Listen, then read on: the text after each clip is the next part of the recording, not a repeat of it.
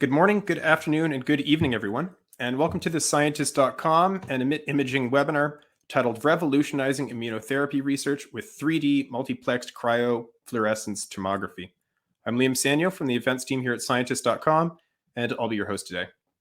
We're very fortunate to be joined by Dr. Matt Silva, CEO of Emit Imaging, who will showcase the power of Cryo-fluorescence Tomography, or CFT, in advancing immunotherapy research. And with that, I'm very pleased to welcome Matt Silva. Matt, thanks so much for joining us today. And the floor is yours whenever you're ready. Great. Thank you, Liam. Thank you for the very nice introduction and the opportunity to speak today. Thank you, everyone who's joined. I'll start on camera and then go off for the slides. I'm really excited to talk to you more about cryofluorescence tomography.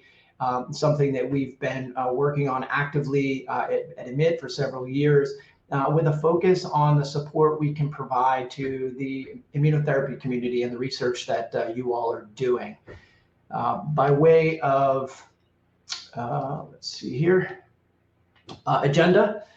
So we will first start with just a bit of background, framing the conversation today. Talking very briefly about the treatment approaches in immunotherapy and the existing imaging applications that are out there. We'll talk about the value proposition there, but also some of the limitations, and then introduce CFT. How is it that we acquire high resolution, high sensitivity, whole body 3D images, and what value will that provide you in your research?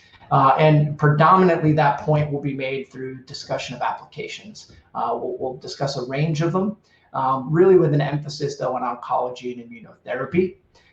Wrap up by talking about how we do this with our Xerra platform, the advantages. This is a system that we manufacture at Emit. We can offer it to you for your laboratory or offer CFT as a service. And then we'll wrap everything up. You will see also, we're going to try something a little different today. We're going to include a couple of poll questions along the way. This will help us to just sort of gauge during the presentation where I may want to emphasize or de-emphasize certain points, but also help us afterwards to understand where we can improve in how we present this material. So Nico is going to share one of those. I'm going to drop camera at this point just to dedicate more of the screen real estate to the better looking images. So let's get started. Excellent. So for background, immunotherapy is a relatively broad category of therapies with the intention of engaging the immune system to fight disease, in particular cancer. And there are a lot of therapeutic strategies currently being evaluated or in some cases approved and part of the treatment regimen. Those include, very briefly, checkpoint inhibition. So that is drugs that are targeted to cancer cells to eliminate their ability to evade the immune system. And very famously, anti-PD-1 and CTLA-4 drugs are showing great activity in the clinic and show great promise for this technique overall. There are adoptive T-cell therapies. These are basically enhancing a person's T-cells ability to attack and eradicate cancer. Chimera being the first approval there in the CAR T space, but a lot of activity in TILs and NK cells, etc. There is an oncolytic virus strategy. These are tumor selective or specific viruses that replicate within tumor cells, thereby resulting in cell death. TVEC from Amgen being notable amongst this class. And then cancer vaccines. These are exactly like any other vaccine, meant to educate the immune system through, for example, an mRNA-mediated protein expression to help target and eradicate cancer. Interestingly, these can be both preventative, for example, in the case of Gardasil for HPV, or they could be therapeutic. And there are a lot of drugs in development in this space as well. The imaging community, in particular, I'm going to be focused on preclinical imaging strategies here today, has supported this space for a really long time. And this ranges from translational PK, PD style biomarkers that can be done in animals and in humans, but also straight up preclinical discovery research, pharmacology support, hit to lead up methodologies. They range from methods that help to better characterize the burden of cancer and the presence of cancer cells in animal models. For example, a use of reporter gene technologies in bioluminescence imaging is one. There are strategies to look at immune status, imaging of CD8 or CD4 or TILs or TAMs, or a variety of methods that have been explored by nuclear methods, optical, MR, etc. Checkpoint inhibition, similarly, tracers against PD-1, PD-L1, CTLA-4 have been shown in the literature. In T-cell therapies, like in CAR-Ts, labeling those cells or imaging against cell-specific ligands has been demonstrated, and certainly a lot of work in reporter gene and delivery systems and vectors by nuclear and optical methods. I've put a couple of examples here below, not with the intention of reviewing what's in the literature, but the references are there. And so for those of you who don't come from an imaging background, who may be more on the pharmacology side, I encourage you to take a look. There's a lot of work that's been done in the preclinical imaging community to develop supportive imaging applications. But one thing that we've noted, and really the motivation behind Emit and the development of cryofluorescence tomography, is there is this inherent gap that exists with imaging technologies, largely in the ability to look at large tissue volumes at high resolution and sensitivity. So for you all in your research, it's really essential to understand drug PK and PD. And you want to do this in the entire animal rather than just in standard tissue panels or only in the tumor. It's an incomplete view of very complex biology. And generally what you are forced to do is choose between either small tissue volumes or single sections to describe those complex systems, or larger tissue volumes and imaging methods that trade off poor resolution with sensitivity. So it's very difficult to achieve both at the same time. And in many cases, you may not know all of the tissues that come to bear in your particular drug situation or your disease. So we developed CFT as a bridging modality, something that operates in more of a mesoscopic zone that allows the imaging of large tissue volumes at high resolution. And by high resolution in this case, we're talking about 20 to 55 microns and at single digit nanomolar sensitivity, so high sensitivity. And it's not meant necessarily to replace existing technologies, but rather to complement them and to guide them. So helping pathology and proteomic and tox and pathology, and pharmacology to understand all relevant tissues and to develop a more complete picture of disease and treatment. We'll get into some specific examples, and I'll elaborate on this one in particular, but being able to visualize biodistribution of a drug in such detail and sensitivity, coupled with the ability to see anatomy so clearly, is really the unique feature that CFT offers. So how do we do this? It's actually quite simple, and I'll talk about our system called Xerra towards the end. But essentially, it just requires users to freeze the sample, in this case, a frozen whole animal, embedded in blocks of OCT, so the same material that is usually done for cryosectioning, and put those samples into the Xerra system, which automates image collection. And as you can see right now on your screen, if everything's synced up, a blade sectioning it away. So what we do is block face imaging. We'll do a series of different images in the fluorescence space, and then on also a white light image of anatomy, section away and repeat. And we will do that through the entire sample. And on the right-hand side, I'm going to elaborate on this in the next slide, you can see you end up with a large image stack showing you detailed anatomy and fluorescence. So what was that example?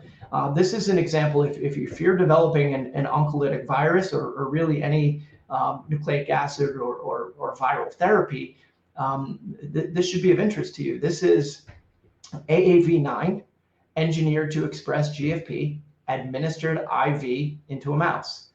And after 15 days, that mouse is sacked and submitted for CFT. And we imaged in the GFP or green channel and took these anatomical images at the same time. So the image that's flying through the full anatomy shows you the co-localization of the fluorescence signal with the anatomy. Next to that, you can see a spinning image of fluorescence in the entire animal, and then a couple of zoom-ins to show you the ability to visualize DRG or heart. But as you can see from the image that's spinning in the middle, there is certainly a lot of expression outside of just the liver, which we all would expect, but there are expression in lots of tissues that need to be understood further. So we see CFT as a technology that can help across all therapeutic areas and in a variety of settings. I'll show an example right after this in whole body drug distribution. So this can enable screening of candidate drugs, but also delivery systems. So looking at different LNP formulations, et cetera, to evaluate whole body therapeutic protein expression, which ultimately will guide your pathology and your tox assessment. Fluorescence offers the great advantage of multiplexing, and I'll show examples of that, which enables you to visualize both on and off tissues, on and off target tissues involved in your particular therapeutic, and offers a complement to in vivo imaging. So you can conduct all of the in vivo imaging that you like, and at the end of the experiment, from those valuable time spent and those valuable animals, obtain additional information. In the context of biodistribution of a drug, here I'm showing you an example of fibroblast activation protein. This is a drug from Ratio Therapeutics, labeled with a near-IR probe. So our system runs from sort of green up through near-IR with a variety of channels. In this case, the drug is administered IV. 4 hours later, the animal is sacked, frozen, and imaged, in this case at 35 microns. And from left to right, you can see the variety of the ways you can visualize the data. So 3D visualization of drug distribution. There's the anatomical image, there's the fluorescent image, and then of course there's the ability to directly overlay and then zoom in to look at heterogeneity and uptake in different areas. What was really interesting about looking at FAP is it is expressed in the joints of mice. So you would expect on-target uptake of a FAP targeting compound in the joints. And so here is showing you an image of the hip joint and the localization of this drug in the coaxial joint where the femur articulates with the acetabulum, which would really spur then additional research to understand, okay, what are these cells? What is the status of them? And what are the implications, importantly, as it pertains to drugs that target FAP? So there's a lot of interest in FAP from a radiotherapy perspective. And so what are the implications for these cells and these tissues in that context? CFT sits alongside other imaging methodologies. In some cases, it could be viewed as a replacement. We like to see it as a complement to it. Everything, including our technique, has its advantages and disadvantages. Using the data from Ratio as an example, you can see the CFT on the left, which I've just presented to you, showing you detailed anatomical and molecular information at high resolution and sensitivity. And in this study, there was also two-dimensional in vivo fluorescence imaging and SPECT-CT done on these. So these are other common methodologies that would be used for biodistribution. Fluorescence imaging, in vivo fluorescence, is obviously relatively simple. It is ubiquitous. Most institutions have one, if not more, of these systems. The limitation, of course, is that it's 2D, that it offers very limited anatomical information. The tumor sits on the flank, so that's relatively easy to detect. But other anatomical information is very difficult to ascertain. It has low resolution. You can see the pixelation here. This is not something I created, but it's just a reality of imaging with these systems. But most importantly, signal is highly attenuated. It's very complicated what happens to light in tissue. And so from this image, you might actually falsely assume that the spine uptake of this drug is as high as the tumor, which in fact it isn't. You can see that both in the nuke med scan and in CFT, that there is some signal, but there's just no tissue to attenuate the light here. So it's really more an artifact of attenuation than it is real biology. SPECT-CT, extremely powerful tool. Nuclear medicine in general is highly translatable to the clinic. Limited anatomical information in small animals. We usually couple nuclear medicine with CT, which gives you skeletal information, but really not great organ information in a small animal. And for some groups, the use of radioactivity is really, really challenging. So although it's highly sensitive and although it's translational, for preclinical research, there are some challenges associated with doing this. But CFT is something that, in this case, sits alongside the two. The group is capable of running all of this at the same time and leveraging all of this data to make better decisions. A couple of other examples of where we see a CFT really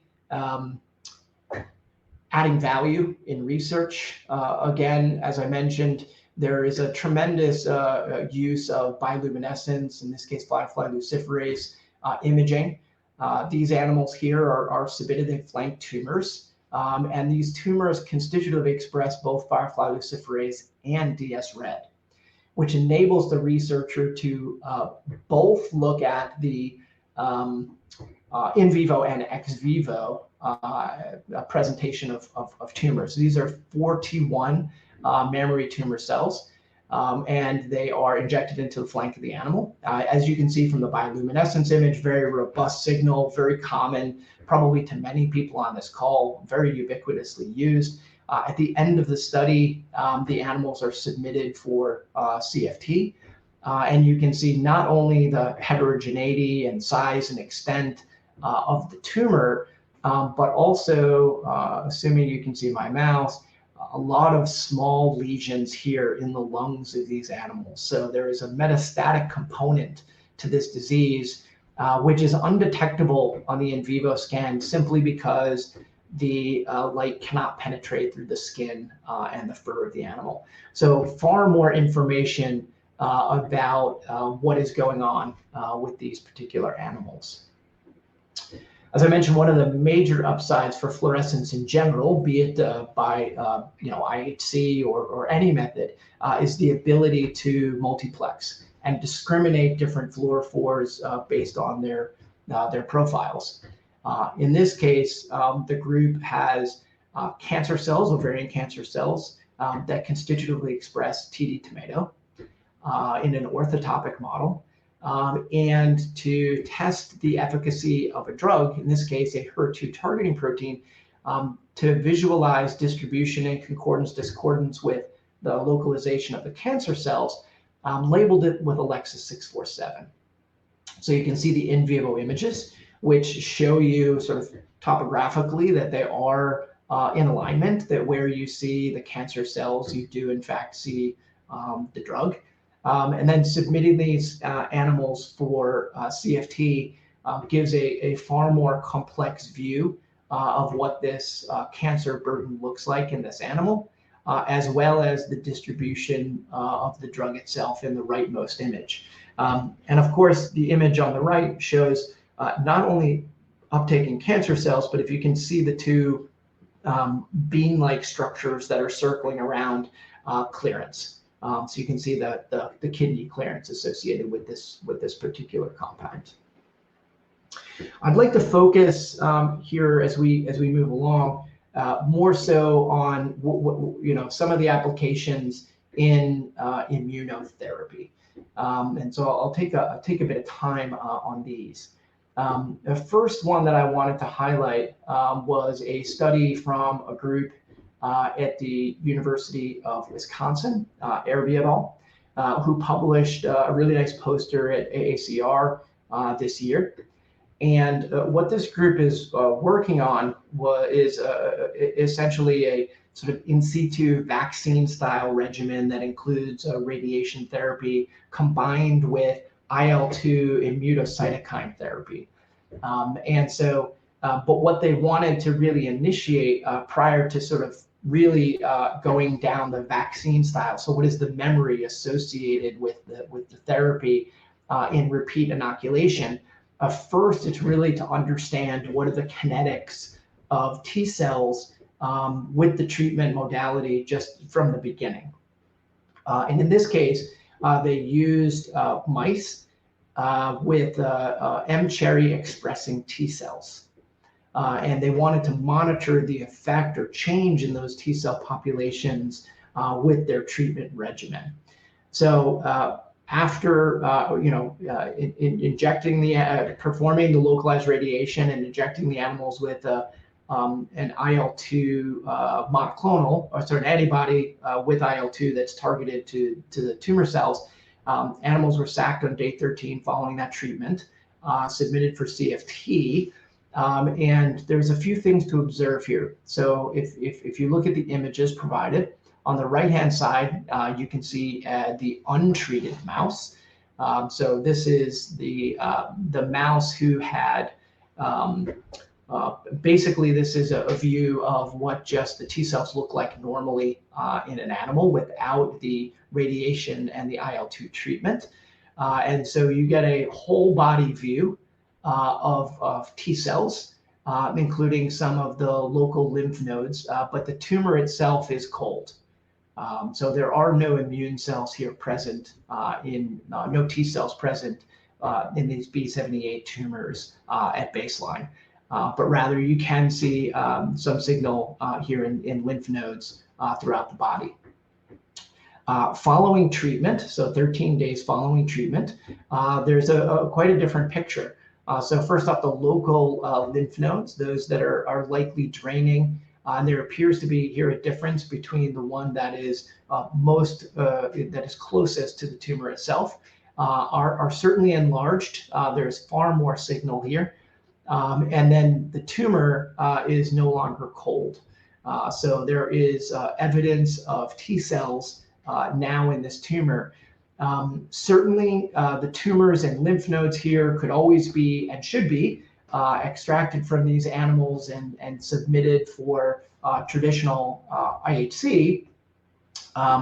However, this really gives a full body view of what's going on in the case of the engagement of the immune system. So a far more thorough view of the disease model.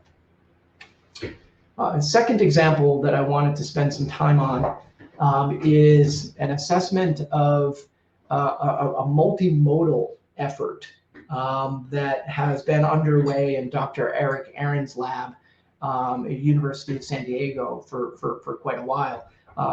Dr. Aarons is certainly an expert in multimodal imaging, predominantly in MRI, and has been leading the development of perfluorocarbon-based imaging methods that have a great opportunity for translation into the clinic. But in small animals, MR does lack some sensitivity and resolution that you would want in the characterization of those agents. So in trying to determine the best perfluorocarbons, the best emulsions, etc., MR has great clinical advantages, but some limitations on the preclinical side. So Dr. Aarons has combined MR with CFT and optical in vivo fluorescence as well, which I'll show you, again, to develop a more complete view of this complex immune reaction that's taking place.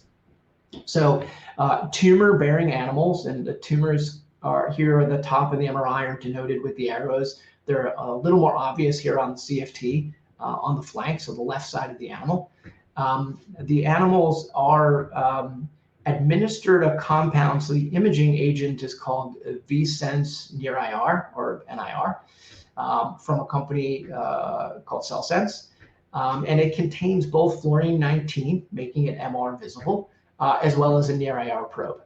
And VSense has been shown in other studies to be preferably taken up by cells of the RES. This includes cover cells and macrophages, and in particular TAMs, tumor-associated macrophages.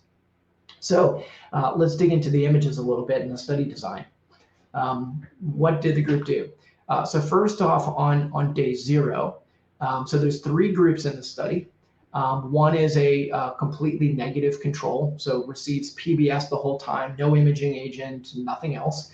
And then there are 2 experimental groups. One experimental group is reflective of the normal immune system in the animal.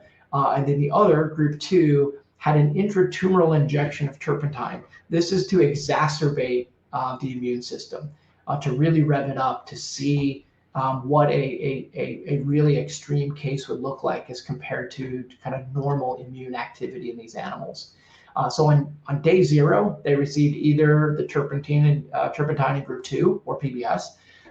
They received on day 2 the imaging sensor or the imaging probe, VSense. That was groups 1 and 2. Group 3, again, completely negative. On day 4, the animals were submitted for all of this imaging. So they got MR, they got in vivo fluorescence imaging, and they got CFT. Walking through the images, let's evaluate what we're able to detect here. First off, MRI was able to certainly detect liver signal. So as expected, the negative control group 3, will only just reference this now and then drop it. Really nothing happening in the negative control. There's no probe, there's nothing to detect. But in groups 1 and 2, the liver is very prominent in the MRI. So in the gray, you're looking at anatomical MR, and in the color, you're looking at the F19 signal in these animals. And where the arrow is, you can see that there is the tumor. The little bump is where the tumor is. In the baseline group, in the baseline group where there was no exacerbation of the immune system, there's very little, if any, fluorine-19 signal that's detectable. However, in the group 2 positive control, there is signal in parts of the tumor indicating that the turpentine did in fact exacerbate the immune system. Moving clockwise down to the in vivo fluorescence image, group 1 and 2 are shown here. The negative control has been removed. There was nothing to see. But you can see in group 1 that there is some detectable fluorescence from the VSense in the tumor. And in group 2, there is more detectable fluorescence. So indicating that exacerbation by the turpentine did in fact have an effect. However, it is worth noting that there are TAMs in the tumor here, even without the turpentine. The CFT, so the continuing to move clockwise, the CFT is showing a far more complete view of what's happening in this particular model. So the in vivo fluorescence, due to the depth of the liver, unable to detect signal here, whereas CFT very prominently shows what is happening in the liver. Far more complex view, and I'll show you some zoom-ins of the tumor in a couple of slides. Far more complex view of the tumor itself, but we're also able to view lymph nodes and bone marrow, and also spleen. So spleen sits here, if you can see my mouse, right below and to the right of the liver. You can see up in the thoracic space, lymph node in the turpentine group. So turpentine group, it wasn't only local lymph node, but you can see there's this really systemic response to the turpentine insult that is detectable. So CFT detected macrophage populations far more broadly than any of the other technologies. But again, offers a great complement to tools that are able to track live animals throughout the course of the study. If we put these side by side and look at the 3D images, just to further make the point about the sort of value in multimodal, so the ability to look at live animals on the left in quick screening mode, the ability to develop technologies with translatability to the clinic, as well as on the right-hand side, inclusion of a new technique, CFT, to provide a far more comprehensive visualization of the biology in this case. It may be difficult to see, but we've been working more recently at Emit with groups for which there is lymph node involvement in drugs. And if you can see on the spinning images, they're GIFs, so they're impossible to stop, I think. Yep, they're impossible to stop. But you can see that there is a bit of heterogeneity here that we can even detect in the lymph nodes. So although we are supracellular, right? We're operating in the 20 to 50 micron range. There's a lot of detailed information about the expression of a protein or the distribution of drug that we're able to extract from these images. One more slide on this study. One thing that I did not also mention was these MC38 tumors that were used also express GFP. So because we're able to multiplex on the system and acquire images at different wavelengths, we can combine. So on the left is a view of the VSense near-IR probe, so your surrogate measure of TAMs, of macrophage population in the flank tumor, with the image of the tumor by GFP. Because GFP is in the green channel, actually a lot of the signal you're seeing here, there's a lot of nuance in evaluating these images. So if that looks like, excuse me, my thing keeps jumping. If that looks like GI, you're 100% correct. In the food and in the gut, there is a lot of signal in the green channel.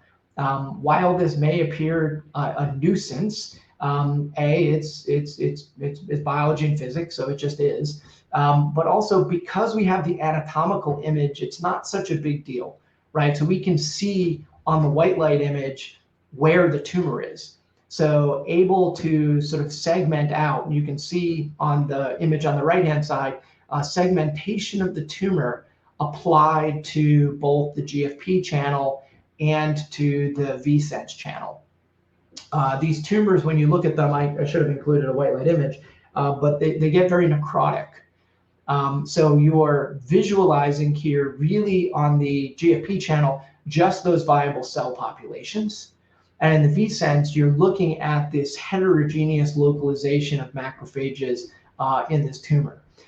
So one could go on and do a spatial analysis to look at co-localization with tumor cells and the VSense compound or the macrophages, and also look at how that relates to tumor viability versus unviable or necrotic portions of the tumor. And showed on the right, the large rotating image is just a visual overlay where you can see that there does appear to be some degree of correspondence, but other areas where there isn't. So just an extremely rich data set from which a lot of information can be extracted. We're continuing to push the technology. I've shown you a lot of whole body and looking at the complexity of a whole body image.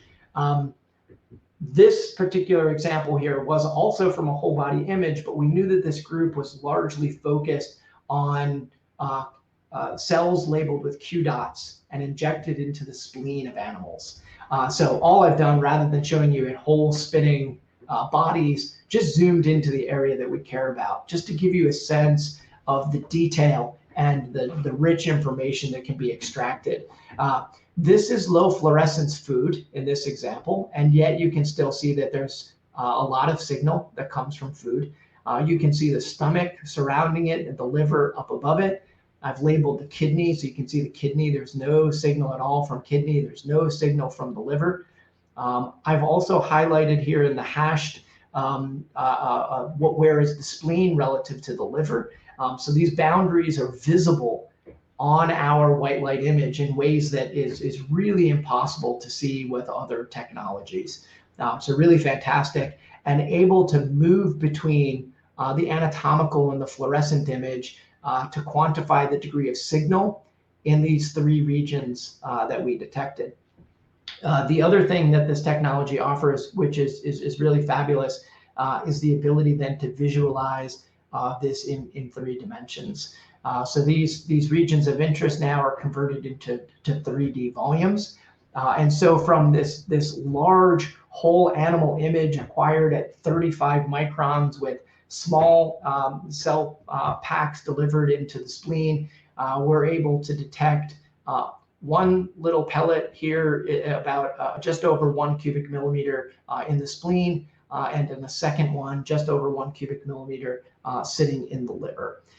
So again, great complement to pathology and an opportunity to get a whole body visualization that is really impossible with other techniques. So last few slides, I want to talk a little bit more about how we do this. I think what's most important, and I referenced this earlier, is that this is an automated workflow. So Emit exists to pioneer in this space, to develop applications, to characterize the instrumentation, but also to develop the instrumentation. So Xerra is a CE marked instrument. It is installed at biotech and pharmaceutical companies. It's installed in academic laboratories and installed at a CRO in vitro. So you're able to access services either directly through Emit or through in vitro. Emit was originally spun out several years ago from in vitro, so we have an existing relationship. And really what it does is automate everything that you've seen today. So it automates the sectioning and imaging of these biological samples, the capture of the white light and the fluorescent imaging, doing the multiplexing of the fluorophores, and offers 5 resolutions. So if you take a look at the box on the right-hand side, the bottom bit is largely the cooling system that keeps it at -15. Where the animal is placed and the cutting system is towards the middle. And then up above is the imaging tower. That's where the laser and the cameras and all of the electronics sit to capture the images. The lasers, we can talk about that in more detail if people are interested, but range from 470. There are 6 lasers from 470 to 780. So we really wanted to span the most common used in biological research, and 7 emission filters that go from 500 to 850. What we work on at Emit, in addition to manufacturing the best product we can, is characterizing it and developing applications and understanding how different fluorophores perform. So we've got a table of different performance, limited detection and quantification on different fluorophores and general performance characteristics. And we're also evaluating the best laser filter pairs for the most common fluorophores used by our customers. The process, as I've described, ultimately the user just needs to freeze the sample correctly, load it in a block, and then load it into Xerra, and then hit go.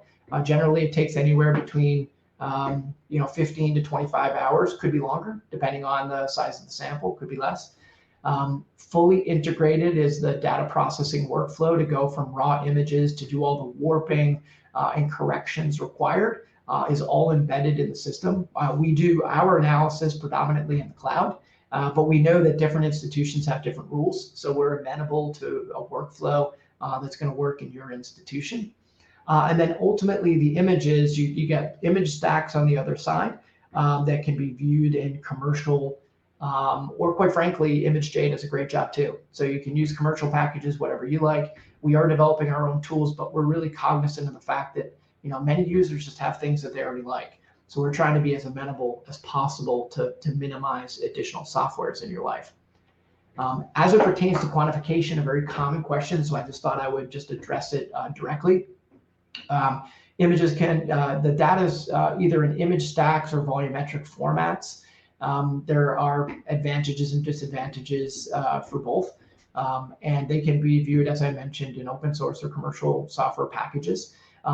What we think is extremely powerful is the ability to move between fluorescence and white light images for region of interest analysis.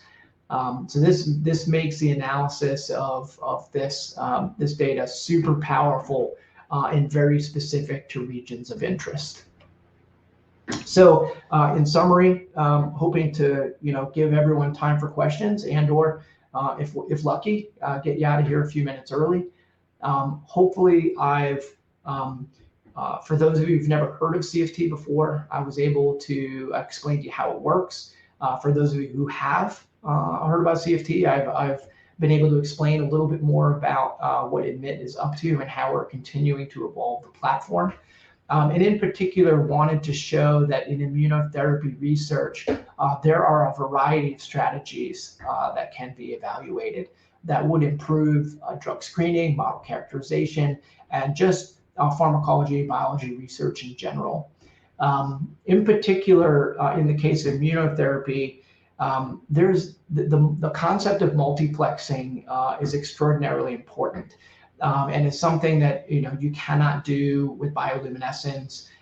You mostly can't do with nuclear medicine, aside from a little bit in SPECT, but it's a little bit challenging. But largely, fluorescence is the best option there. And by physically sectioning the animals, we're able to achieve a resolution and a sensitivity that is really unparalleled compared to other techniques. But the multiplexing really enables researchers to consider some sort of combined visualization of immune cells or cancer cells or drug delivery or therapeutic protein. Whatever is most important can be combined in the same research study. And so some of the strategies that we're speaking with groups about or that are currently ongoing or in some cases have been published using in vivo or other technologies that, quite frankly, just CFT would add a lot of value to, looking at the cancer cells themselves using reporter gene technologies or fluorescent ligands that target tumor antigen. We showed this with the FAP example. This is a very common technique. A lot of groups do this by nuclear medicine, but fluorescence is a very viable strategy here. Monitoring of the immune status can be achieved through fluorescent ligands. Some are commercially available. There's a commercially available CD8 Alexa4647 that you could characterize. There is emerging opportunities, things like granzyme B and other compounds. Or as we talked about earlier, the use of transgenic animals that constitutively express a reporter gene. The mCherry T cells, for example, or JAX has a GFP-CD4 mouse. Whether or not the mouse or the probes are suitable for your particular research, I think that's, that research needs to be done, but we're now giving you a platform to ask those questions with. As we move into checkpoint inhibition, lots of examples of fluorescent labeled monoclonals or peptides against checkpoint targets. For T cell therapy, ex vivo fluorescently loaded T cells, again, examples of that exist in the literature, or development of a novel imaging ligand against a specific T cell antigen is an option. One of the things we're excited about mostly at Emit is the opportunity that we have in the oncolytic virus and vaccine space. There are a bunch of strategies currently being evaluated in this space. And there are a few technologies that can give the whole body visualization we can. So whether it's looking at the vector itself, the delivery system, or vector-dependent reporter gene expression, there's just a lot to explore in this space that we hope will help to move gene and RNA therapy along.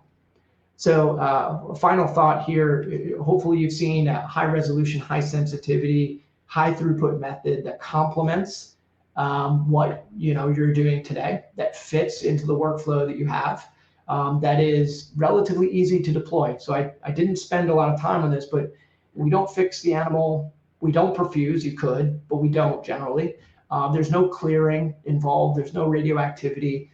In most cases, it's freezing and sectioning and imaging. It's relatively straightforward. And then I've talked a lot about multiplexing.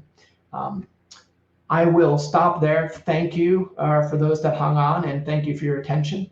I'll leave you with a spinning image of a chrysanthemum and just the beautiful native fluorescence that exists just in the world.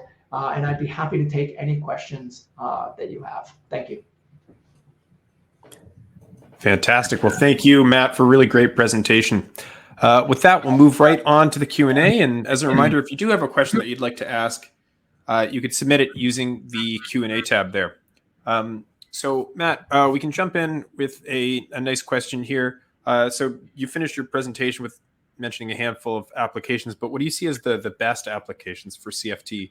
And also, are there any possible limitations? Yeah, great question. Thank you very much. Best applications, I think right now we're having really great success with whole body drug biodistribution studies in PK. We are working towards, I'd say on the limitation side there, we're working towards better understanding how quantifiable this technique can be. Generally, fluorescence is plagued by the complexity of light in tissue. Given that we're imaging off the block face, we have a lot of advantages, and we're doing a lot of, like kind of nerdy photon modeling to understand contribution of light that comes below the surface, so that we can correct it in a quantifiable way. So I'd say that's one. I think the other, as I alluded to at the end, use of this technique in gene and cell therapy and in viruses to understand not only where your vector goes and how it's delivered. Delivery of these vectors is critical in any systemic disease. But where do you get protein expression? And in both target and non-target tissues, and then what are the implications from a drug discovery perspective? So I'd say those are the two two key areas that we're working on now, and that our collaborators are working on. Fantastic. Yeah, great answer. All right, you mentioned about how these systems can be accessed. How do you get access to CFT? Yeah, great question. So certainly one is directly through Emit. We build and sell and support this instrumentation. There are instruments currently throughout the world. There's a couple in China. There's one in the UK. The rest in the U.S. So we, for groups that have, want control of their own research, we can, manufacture and sell one to you. And also it's available as a service.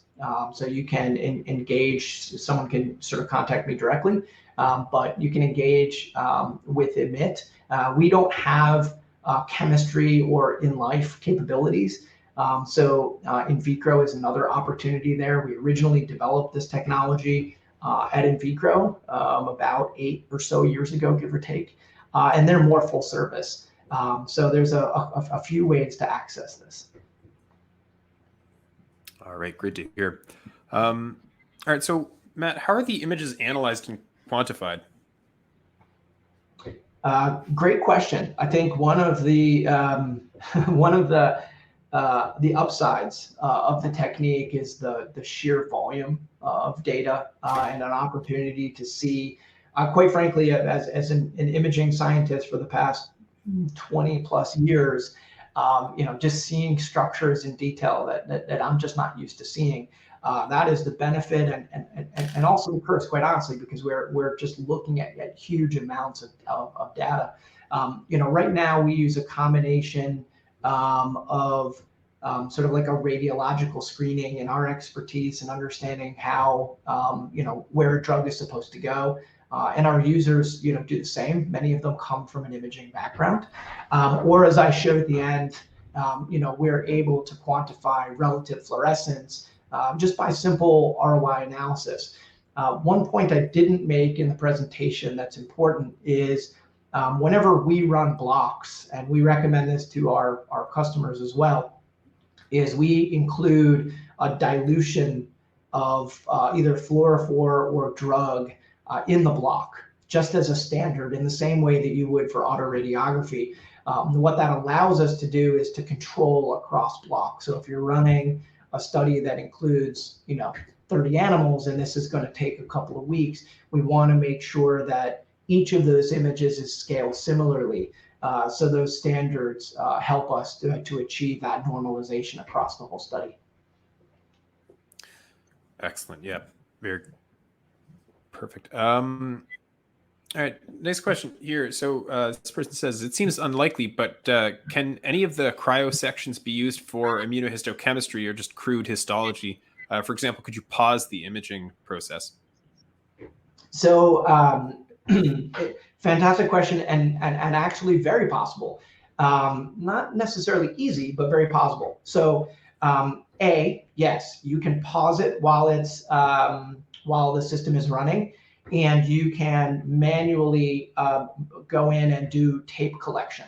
So essentially, like same as what you would do with autoradiography, you adhere tape to the surface of the block, and then you pull that tape off as the blade runs across the surface, and then you can take that tissue and submit it for histology. There are a few users that currently do this, and one of our prime research efforts within Emit is to evaluate those methods. The system is largely designed to sort of cut through the whole sample and just move on. But we're evaluating blade speed, blade angle, blade type, tape type, and other methodologies that can be used to do this. And then some of our users, for example, the group at MD Anderson, is starting to do some on-block staining.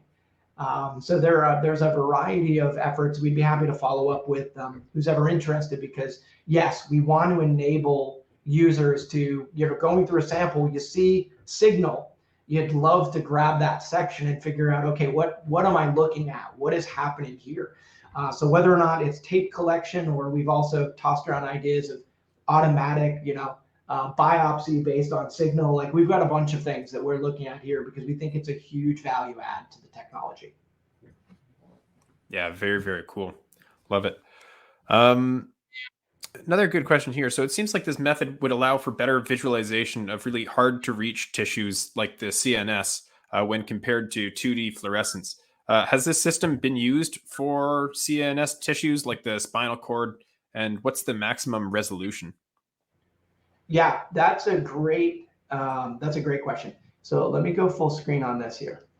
So Nice. what you're looking at here so the short answer is yes, we have done neuro. I think that there's a lot of opportunity. I didn't focus on in the presentation today because I just wanted to stick on predominantly on the onc side, but the resolutions, so the pixel sizes range from 20 to 55 microns, and that's isotropic. So if the pixel size is 20 by 20 microns, we section at 20 microns. In this particular example, this is from some work that we did with Regenexx Bio, who are developing novel AAVs, and they injected the AAVs into the ventricle space. And what you're looking here is you're seeing peripheral expression of protein throughout the peripheral nervous system. So you can see it coming down, you can see the DRGs, and you can see the nerves sort of running through the whole body. So, and we've done a couple of other examples. So if whoever asks a question would like to reach out, we can show you some neuro-specific examples. It obviously doesn't offer the resolution that you are going to get with, light sheet or some of those technologies. But you can get, it's great for distribution of drug to the brain. And we can, I can share some, we've got plenty of examples in the neurospace, basically, yes. Yeah, very, very cool. Thanks for sharing that. All right, what sort of maintenance is required for the system and the blades, et cetera? Do they need frequent replacement? Great question. So the system is, we provide the maintenance to the system. There's nothing really all that routine. For groups that, open and close it a lot, we certainly monitor, the amount of ice buildup, depending on humidity in rooms and these kinds of things. But the system is designed to, auto defrost, et cetera, to maintain operations. We have groups that, for years have been using it 4 or 5 times a week without incident, but we provide support. In terms of blades, the blades were designed by us specifically to be able to cut through, the whole animal, including bone. So, for example, we can do non-human primate head whole intact. and the blades are designed basically to run through a whole block. So, sometimes if it's a lot of sample, we might change it midway through, but generally one blade per block. So that's just a consumable that we sell to users. But quite frankly, the operational cost for the system is very low. It's blades and it's OCT. Awesome. Yeah, very good. All right, it looks like we just have one more question here. So if you were only interested in specific tissues or organs and not the whole animal, could you place one smaller block in the system for sort of a faster focused scan, or multiple smaller samples in one larger block for greater efficiency? Great question. Let's see if I have that here. Yeah, okay. Can you still see my screen okay? I can, yeah. Excellent. Okay. So we basically have 5 magnifications, and we'll image whatever you've put into a block. It is not uncommon for groups to be interested in just tissues. So there are a couple of groups we work with that are just neuro. They only care about the head. We think that it's better not to put the effort in taking the brain out and potentially destroying it or having it structure change.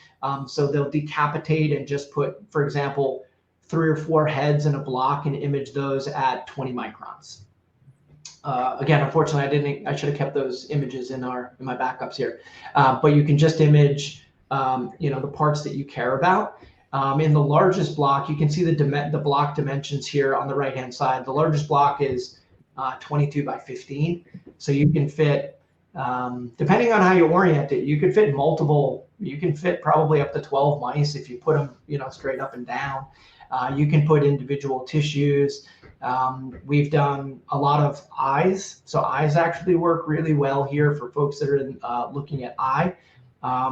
We've got great examples of non-human primate eye or pig heart or really anything you can fit in. The group at MD Anderson puts whole cadaver breast and part of the chest wall into a block. So yeah, it doesn't need to be fully intact animals. It could be whatever sample you wish. Very, very cool. Yeah, great examples. Love it. Well, Matt, thanks so much for joining us and for the presentation and your insights. It's really been great talking to you today. Appreciate it. Thank you so much, Liam, and thank you to everybody who joined. Really appreciate it, and hope to hear from you. Thank you.